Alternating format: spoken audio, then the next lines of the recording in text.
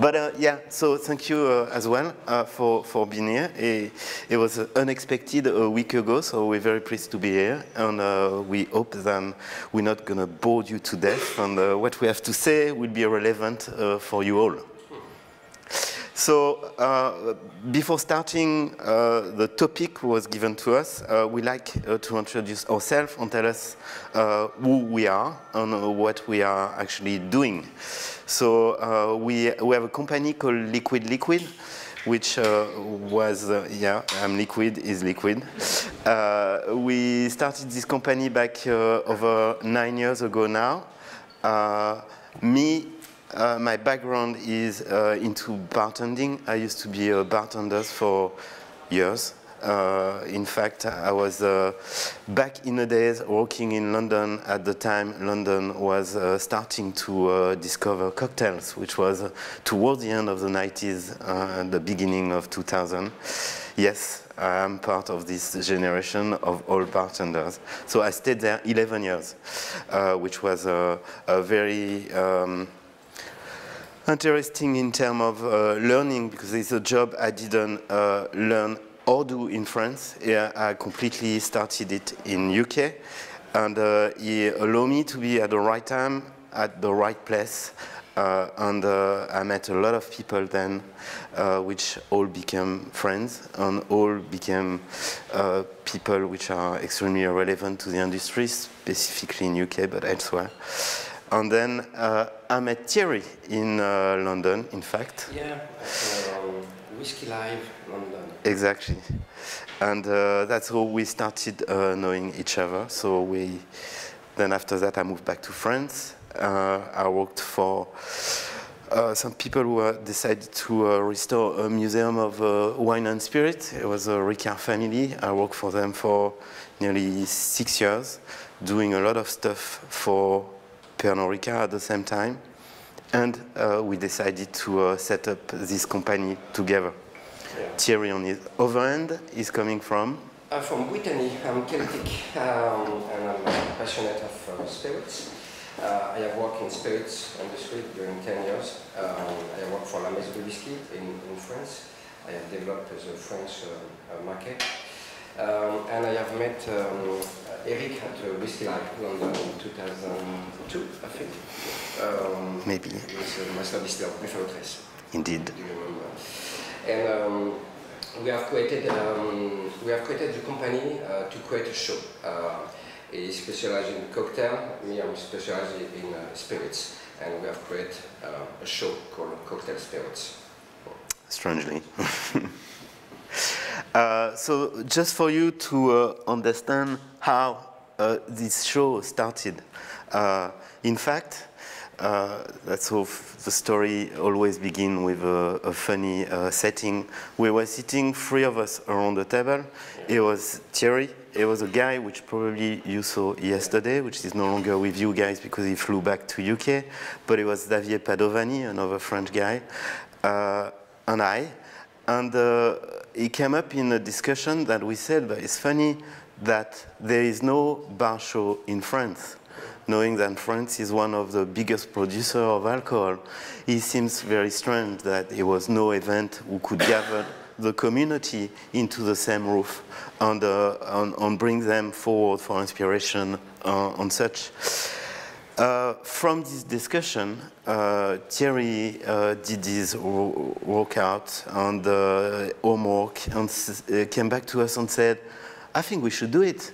It's definitely room for it, and I'm sure we can manage to find brand to sponsor the event and do it. Xavier and I were not very keen into the idea because it was just a thought and we never done such a thing. On the other hand, Thierry was doing it quite often because he was in charge of Whiskey Live in Paris, so he had to know how to put together a show. But from this talk, we end up one day opening the door to a venue, expecting bartender to turn up. That's how it all started. And me, I was very impressed at the beginning. I remember a talk with Jörg Meyer and Stefan Berg by the beginning of the community, and very human, very focused on knowledge to share their passion, and it was gastronomy. For me, the trend of gastronomy 20 years ago, and it was the same feeling, the same expectation, the same rhythm, and we have decided to create cocktail spirits. So we don't want to fall into the nostalgia of the old days, because we are looking forward to the future rather than in the past. But we have seen the community and the profession grow year after year to end up being what it is today. I'm sure it will be even different in few days coming. But it's very interesting to see that from a small show which was based in Paris, trying to gather the French community, we realize, and it's all part to the fact that we don't communicate the same way than we used to back 12 years ago or more. Now, this community is definitely a small village, and I'm talking internationally. Now, the show is gathering a lot of people from elsewhere, and is have an impact outside France, which is something we were not expecting when we started back 10 years ago. And for us, it was very important. It's the question of hospitality. It's to understand your target. And the show was created by bartenders, and it was from bartenders to bartenders. Eric, Xavier, en fait, were bartenders, and the show is very unique. It's the only show in the world, because it's we are not the focus is not brands. The focus is bartenders, the expectation of the community. The beauty was that back in the days when we started, we had no boundary. We could do anything we wanted, because no one was dictating us to do something in such a way. We wanted to do something we would have enjoyed to go and visit. Therefore, we are trying to do our best to find the perfect recipe and format who could actually appeal to us. Me and Xavier, less Thierry at the time, we were traveling a lot, and we were going to a lot of different bar shows. And that include all the one you know today. They're still in for the moment. So we were going there, and it came to a fact that when we were going to those bar shows, we tend to bump into the same people. We knew them, they were friends, they were running consultancy companies, and they were delivering speeches to bartenders, which was pretty much the same they were doing in Sydney than they were doing in New York or in London. And to us, we felt like bartenders were expecting something else. They wanted to have an insight which wasn't formatted and somehow, sometimes not delivered to a marketed message which was global. So we strongly tried to bring the stage back to the bartender. That was the aim from the start, and we have truly tried to keep it that way. It was the first time. Now it's obviously a lot different, but back in the days, putting a bartender on stage and telling him that, no, you're going to present what you do because we like what you do and you are relevant for the community, it was very fresh and new to them, because they were not asked or invited to do such a thing. And it's definitely what set us apart straight on, because the content we were offering to bartender was relevant to them, because it was a community talking to each other with a lot of value, which are just behind me. But as well, we tried to do it on such a way that it was friendly, and it wasn't corporate as such. The feeling you had when we were going to the bar, it was like meeting your old friend you haven't seen for a year. And it's quite difficult to achieve, because every show somehow change and become more professional, and you lose this touch of like the friendliness you have with everyone. Us, we decided from the start that we will not change location, and we were not going into a growing extravaganza, because we saw in the past others which unfortunately fall by doing that. We were strongly trying to retain the same as we were at the beginning, and therefore we never change location.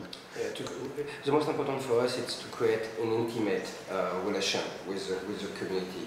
And we have chosen a specific location. It's an art foundation and near Bastille. It's called La Maison Rouge, and we haven't changed the location since. So it's very odd on a way, because not changing location for 10 editions is quite an achievement, because obviously in 10 years' time the trade have changed, the visitor panel have changed as well. It's not, it has grown and it's not the same people. Of course the old ones still come, but then there's many more coming as well. It's very odd to see that, in fact, now everyone has got their marks into this building. There are some people who think that actually in that location there is only cocktail spirit, when in fact it's a modern art gallery. They have no clue it's a modern art gallery.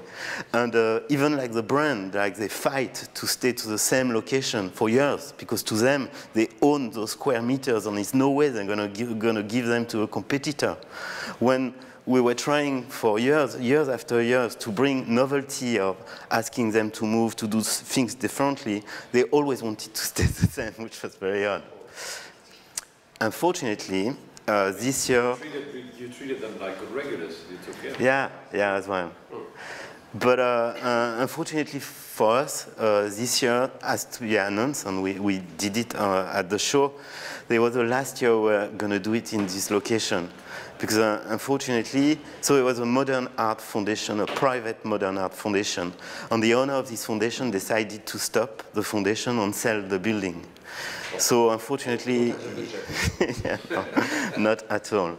So unfortunately, we know that next year we'll have to go elsewhere, which is breaking our heart, but then we have to do it. But we want to keep the vibe, the same vibe. Donc we have selected another art foundation because it's very important for us that people, like here, we have a good coffee, a good food, a good environment.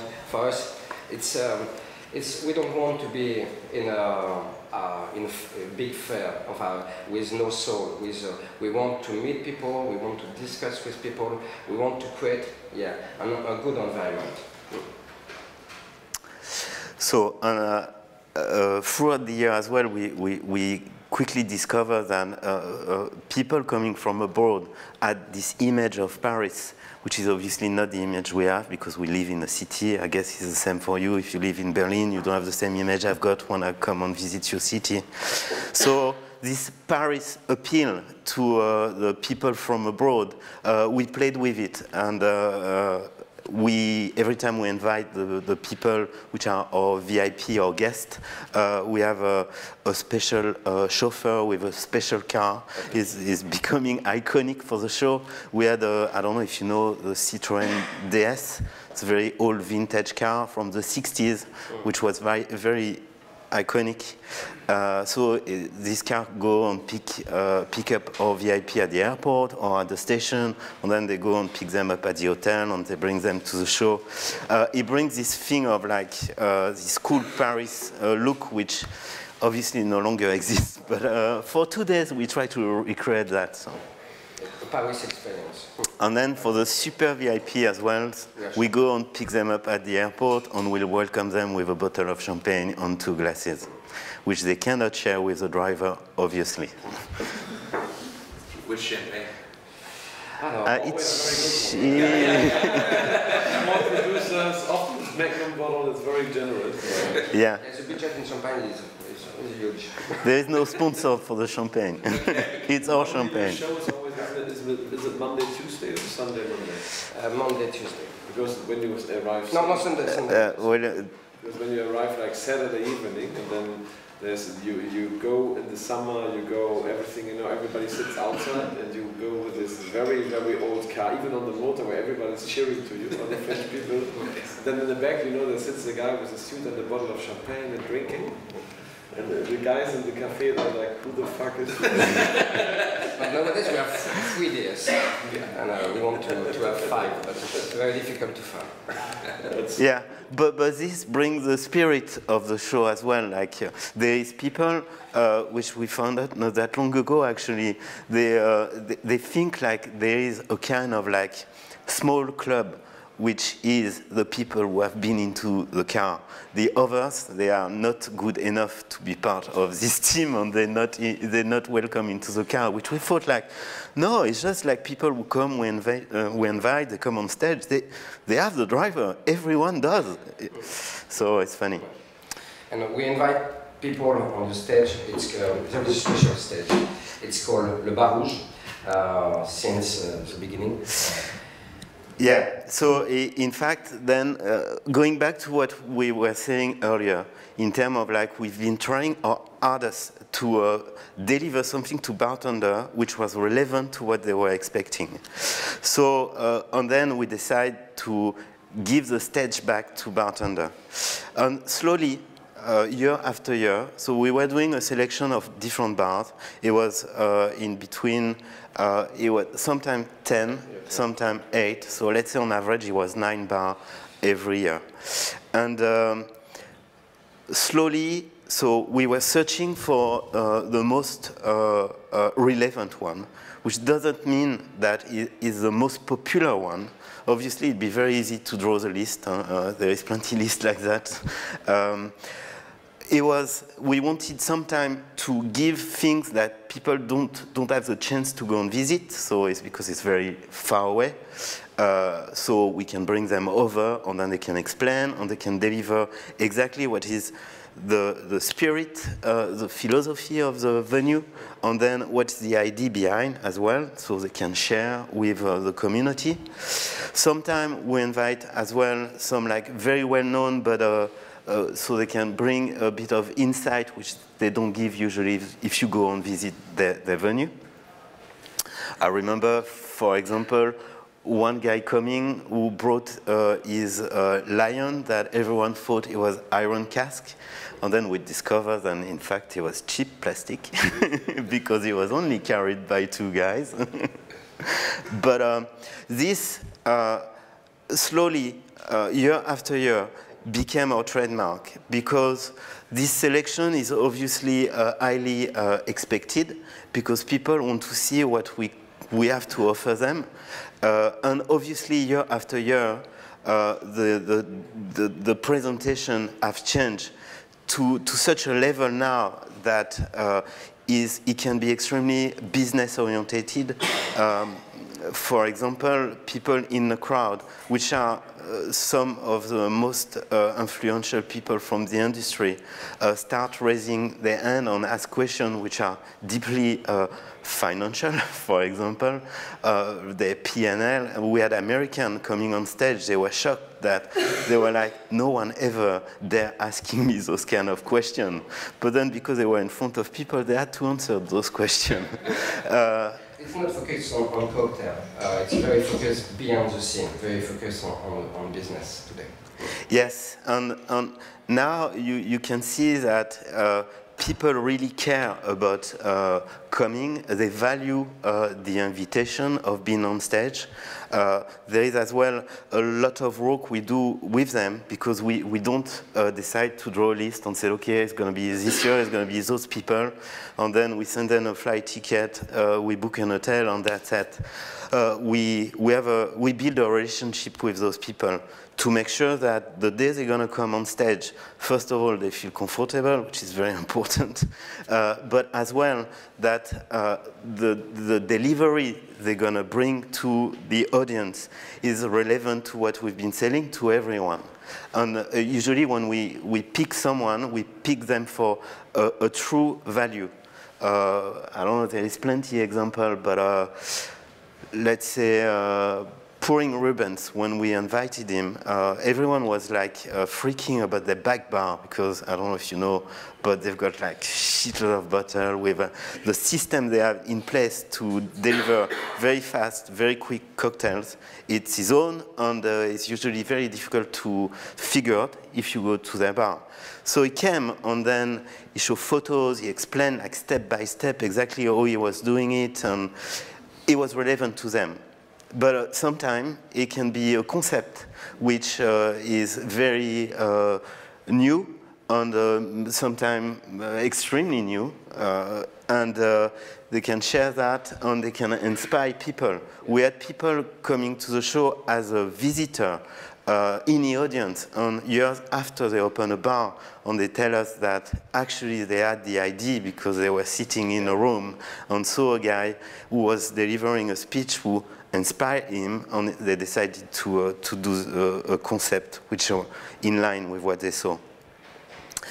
And recently, because obviously sometimes it can be too much, one after another, we decided to bring a true life story, because we felt like, obviously, those kind of things, for some, you can find them on the internet. There's plenty ways now to get information, even to the back of a business in our industry.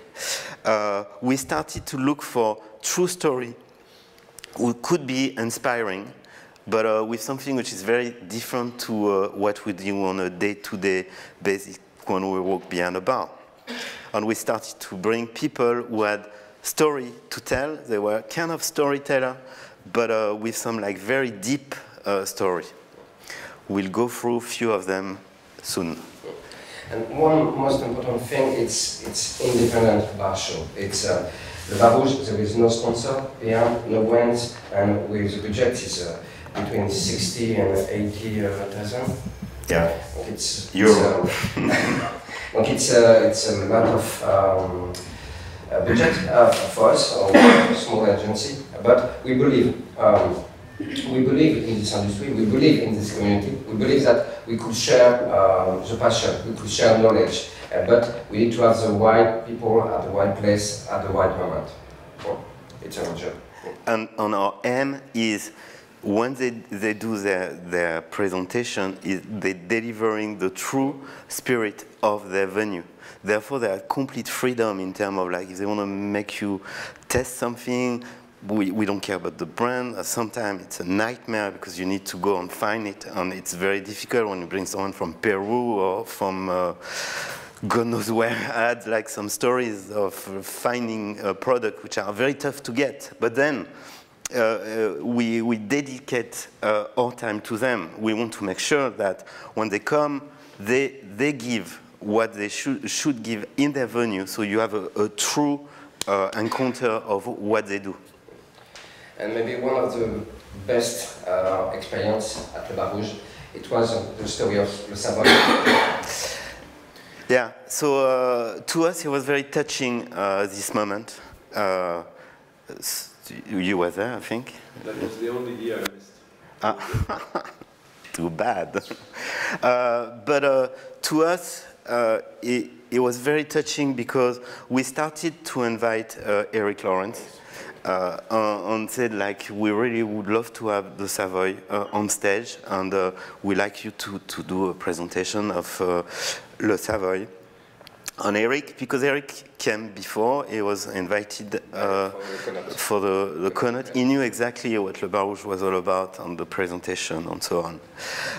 Eric thought a lot, and he came back to us and he said, in fact, you know, I don't want to be on stage representing the Savoy, because the Savoy is a lot of different people before me, and it was just at the time they were reopening, so it was kind of like heavy in terms of like the heritage this venue had.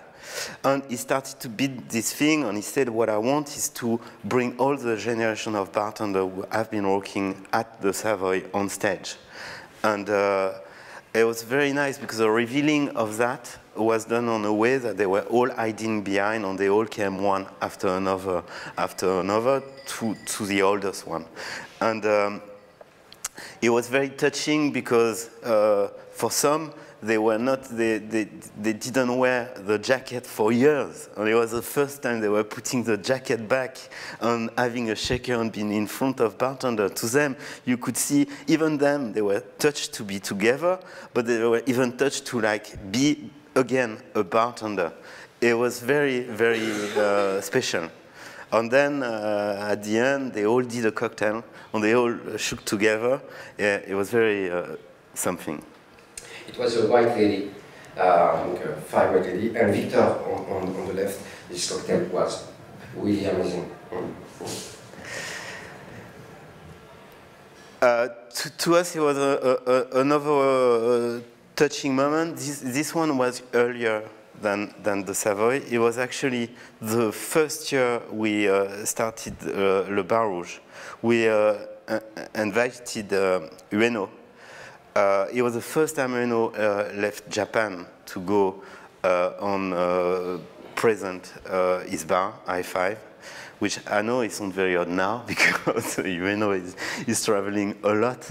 But at the time, he was the first one to come in Europe and talk to bartenders. To be honest, he was the first one who could speak English as well, which was a great help to communicate with him. It was the most expensive ice. Yeah. And the story goes that when Ueno came for the first time, because it was all about ice, he decided to travel with his block of ice. And he flew from Tokyo to Paris with a block of ice. It was a very expensive water at the time. And then we actually invited Ueno again this year. So I had a gap of like, it was funny because the first time he was like very, very shy and as Japanese can be sometimes they are holding themselves. But this year he was laughing, he made joke with everyone. You could see he was a completely different person. It was nice to see. To us, a very special moment, and that's going back to the story I was telling you when we're inviting people who've got true story to unfold to the community, but are not really connected to the cocktail world. We invited James Turnett back 2 years ago. James, it was very, very strange how we came across him. We were once visiting a bar we were inviting. It was in Rotterdam. And we were thinking like we needed to bring some novelty into the selection of Le Barshow. And we said like, but we need to bring something which hasn't been done before. We need to shake them on, bring them something they don't expect. And we said, oh, why not trying to find the most dangerous bar in the world? And as you do, when you look for something, you go to Google and you put the most dangerous bar in the world. And then, it's true. And then, it took us a little while, but we started to see article about a bar in Baghdad was opened during the Iraq War into the Green Zone, who only lasted for a year and a half, opened by an English guy, an ex-Navy officer, who became, we don't really know what he became, but it was kind of dodgy, the story appealed to us, and we said, okay, we need to find this guy.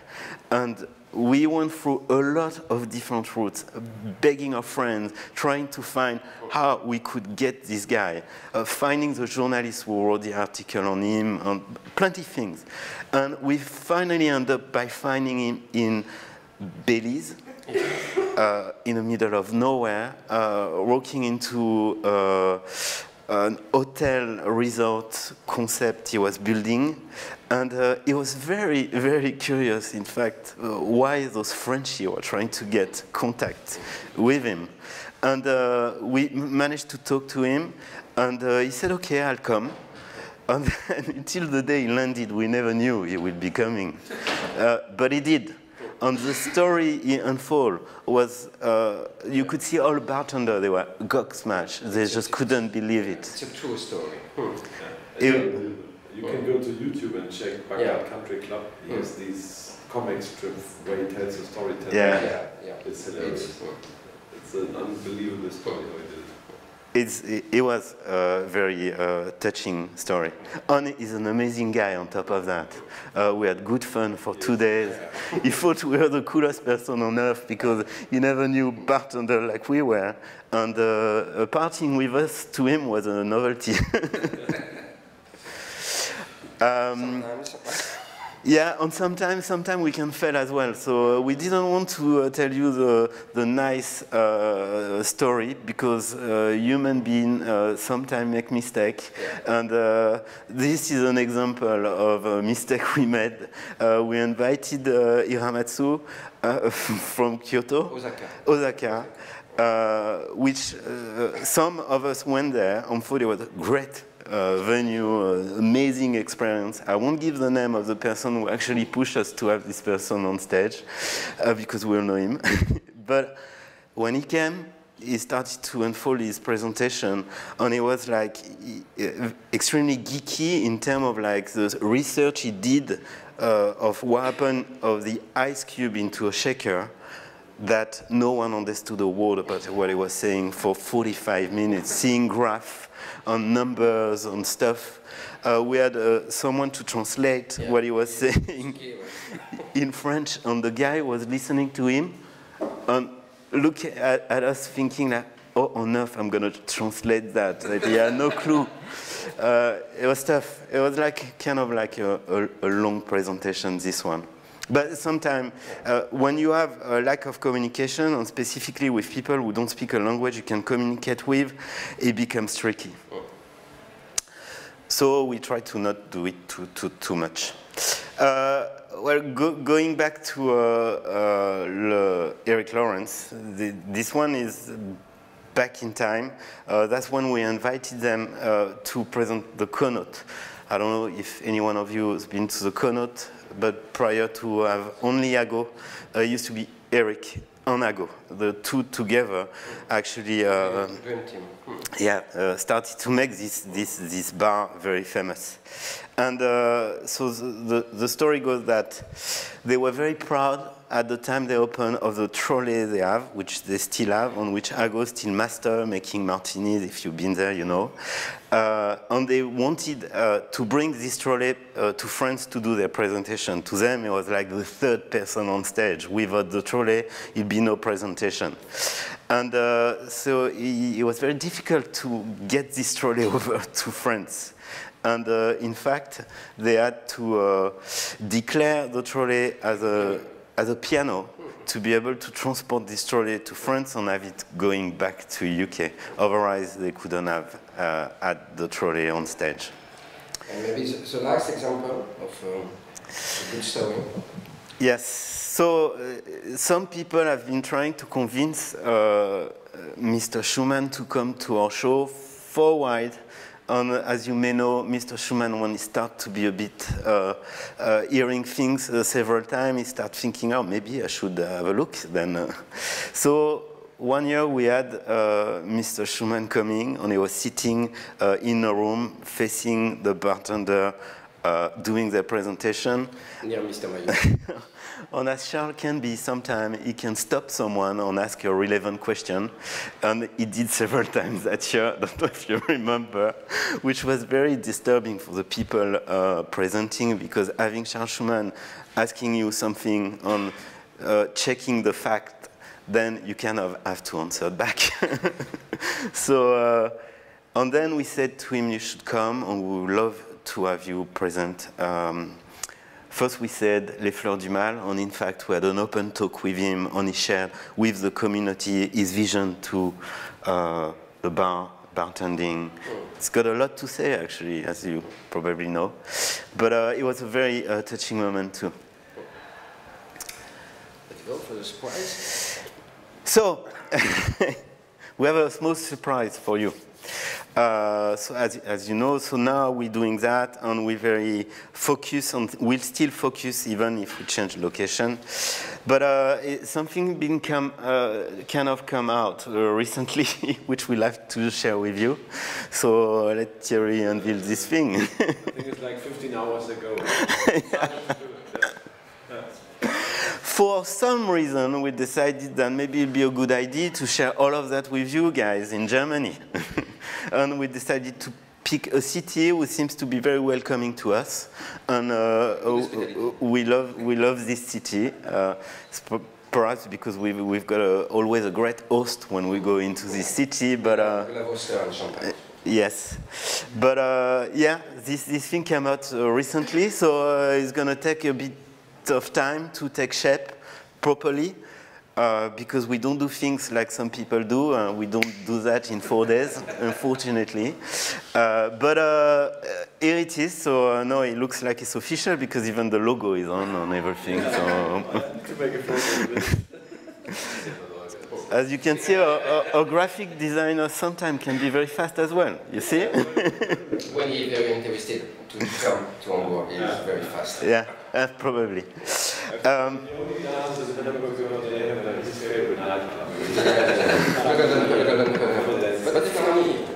Yeah, well, it's good to far away.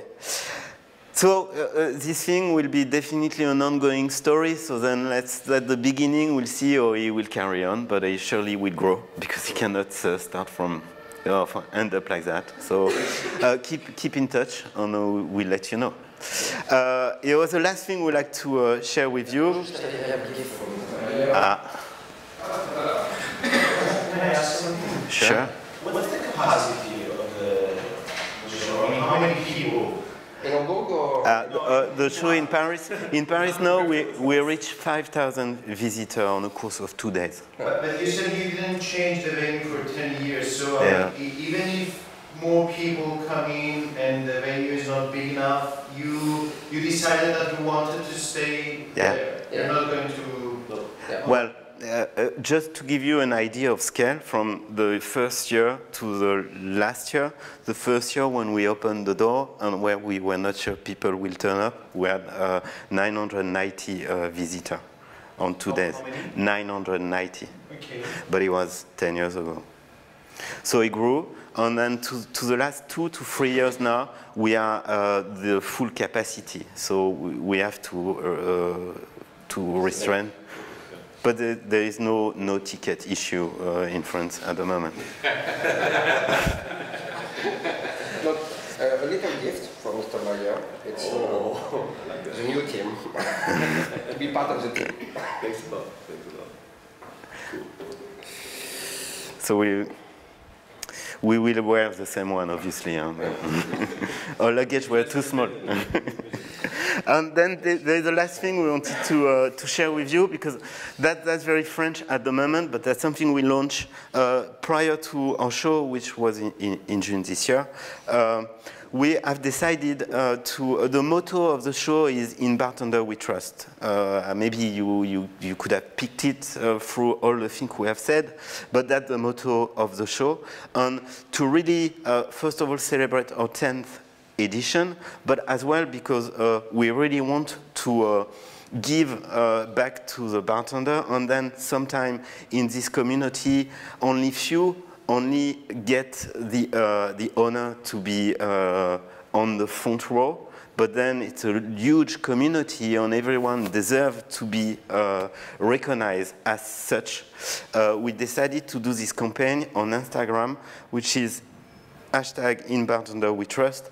Every day we post a photo of a bartender, a French bartender at the moment. So we have a photographer, we go in every bar and take a photo of... Yes, yeah. So it's not only Paris, it's as well other city in France. And then every day we unveil the photo, we tag the bartender on the venue. And now, it's because this thing has been going on for nearly 3 months, 2.5. Bartenders expect to see the photo. They kind of honored to have a photographer coming to them and take the photo first of all, but then as well to be on the wall of Cocktail Spirit. They're very proud of that. And the program for us is very important because It's like hospitality. Each customer is important. There is no priority. And this program, it's not to focus the best bartender. It's all the bartender, all the community. And then we're trying our best, which is kind of difficult. I don't know how it is in Germany, but we try to post one woman and then one guy, one woman, one guy. But the community, it's not that many girls in this community, so we have plenty of guys waiting.